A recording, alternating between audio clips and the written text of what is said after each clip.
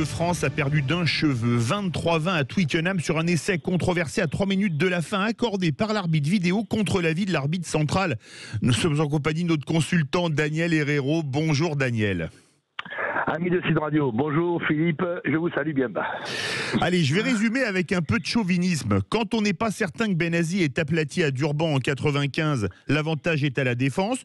Quand on n'est pas certain qu'Itoje est aplati à Twickenham, l'avantage est à l'attaque. En tout cas, c'est toujours pour l'équipe qui reçoit et toujours contre l'équipe de France. Oui Philippe, incontestablement cet événement de jeu laissé accordé aux Anglais à 3 minutes de la fin, il est tellement décisif sur le destin du match, qui va donner la victoire à l'Angleterre et qu'il y a une forme d'équivoque, peut-être même de suspicion sur la réussite, la marque de l'essai que cet arbitre a accordé. Évidemment, ça laisse une amertume. Il reste que le mouvement était joli, il reste que les Anglais, dans cette fin de match, nous harcèlent, nous pilonnent, nous dominent, nous éprouvent jusqu'à aller cueillir leur victoire sur cet essai-là. Il est vrai que 3 ou 4 fois dans l'histoire, ça nous est arrivé que souvent ce fut un peu contre les coquelets. Rappelons aussi que quelquefois, et on a en mémoire un dernier essai accordé aux Français contre les Gallois il y a 2 ou 3 ans. Oh oui, qui faisait 20 minutes d'arrêt de jeu, un truc de fou. Voilà, 20 minutes d'arrêt de jeu, un truc de fou. Là, reconnaissons que l'essai est un peu limite, que dans sa construction, il est plutôt beau, et que, de fait, les Anglais n'ont pas volé. Oui, enfin, il y a 4 ans, si l'arbitre, c'était Wayne Barnes, avait fait son boulot, il aurait mis essai de pénalité 10 minutes avant, soit dit en passant. C'est vrai, Philippe. On peut reconnaître qu'effectivement, il avait laissé un peu durer, étrangement, le déroulement du match. Ouais. Exactement. Daniel, sur quoi s'est faite la différence? Les changements, avec notamment un très bon Daly qui sauve un essai et perce sur l'essai anglais en fin de match? Oui, alors il faut analyser le pourquoi de la remontée anglaise. Rappelons que les Français ont brillamment débuté le match, remarquable d'appétit, de rudesse bien sûr. Essai au bout d'une minute de jeu.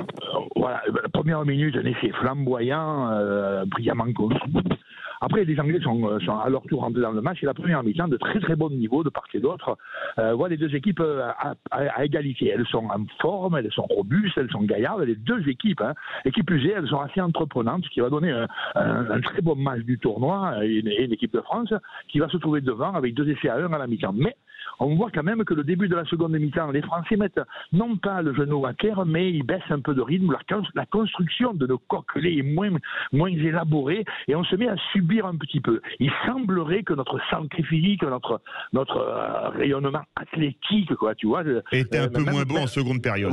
Voilà, un peu moins bon en seconde période, ce qui nous laisse penser aussi malgré tout que la turbulence qu'a vécu le rugby français dans les 3 dernières semaines autour de cette affaire un peu étrange du Covid et du cluster a interdit la pratique de une vingtaine de joueurs pendant un mois et que de fait il a manqué, je dirais, un peu de gaz dans les poumons, un peu d'oxygène dans le moteur et probablement même un peu je dirais non pas franchement de lucidité, mais moins gaillard sur la fin. Les Anglais ont un très bon coaching, 2 ou 3 joueurs rentrant dans les derniers quarts d'heure qui vont être remarquablissimes. Effectivement, en l'occurrence Elliot Daly, et je pense au Dominique remplaçant, je pense au Talonner remplaçant, je pense au 3e ligne de remplaçant chez les Anglais qui viennent porter une fraîcheur athlétique que les Français n'ont pas réussi à faire. Il a manqué peut-être un peu de lucidité dans le coaching français et peut-être un peu de santé dans l'ensemble de l'équipe des Coqs. La grosse satisfaction, c'est Jalibert.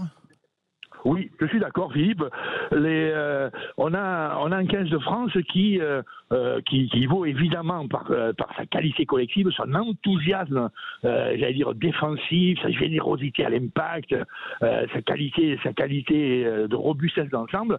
Le 15 de France, il n'est pas encore très épanoui dans son jeu. Quelques joueurs très brillants non pas ont sauvé, mais ont permis de magnifiques performances dans l'année récente, on dira.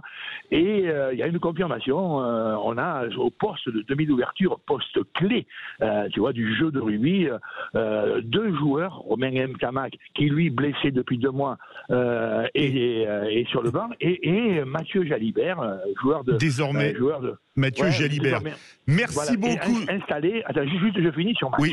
Mathieu Jalibert installé, brillant, lucide, qui fait lui une très haute performance hier et qui a maintenu l'équipe de France à son haut niveau quasiment jusqu'à la fin du match. Avec 100% d'ailleurs au pied et décisif sur le deuxième essai de Damien Penaud. Merci à toi, Daniel. Allez, ciao, Philippe, à très bientôt.